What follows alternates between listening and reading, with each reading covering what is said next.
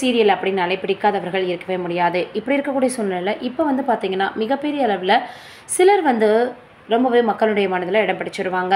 சின்ன சின்ன கதாபாத்திரங்கள் நடித்தாலும் கூட மக்களுடைய மனதில் இடம் பிடிக்கக்கூடிய எத்தனையோ வந்து இளம் நடிகர்கள் இருக்கிறாங்க. அந்த கதாபாத்திரத்தினாலேயே அவங்க வந்து பார்த்திங்கன்னா நிக்நேம் வச்சு சொல்லக்கூடிய அளவுக்கு வந்து வளர்ந்துருவாங்க.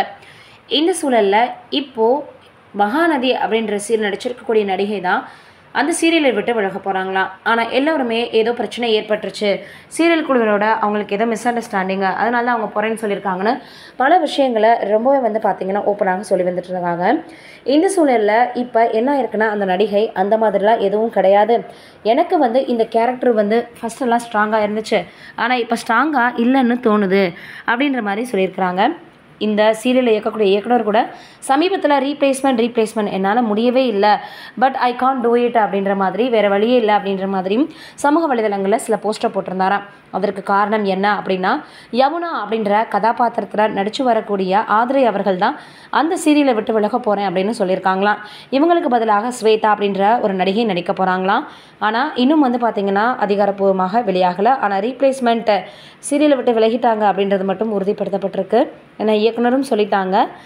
ஆத்ரே அவர்களுமே சமூக வலைதளங்களில் பதிவிட்டிருக்காங்க. ஏன்னா இந்த சீரியல் நான் முதல்ல நடித்தது, மக்களிடையே நல்ல வரவேற்பு பெற்றதுனால இந்த சீரியல் என்னால் மறக்க முடியாது, இந்த சீரியல் இருக்கிறவங்க கூடயும் எனக்கு எந்த விதமான மிஸ் அண்டர்ஸ்டாண்டிங்கும் கிடையாது, நான் நல்ல வந்து பார்த்திங்கன்னா ஒரு புரிதலோடு தான் இருக்கிறோம் அப்படின்ற மாதிரி பல விஷயங்களை அவங்க ஷேர் பண்ணியிருந்தாங்க.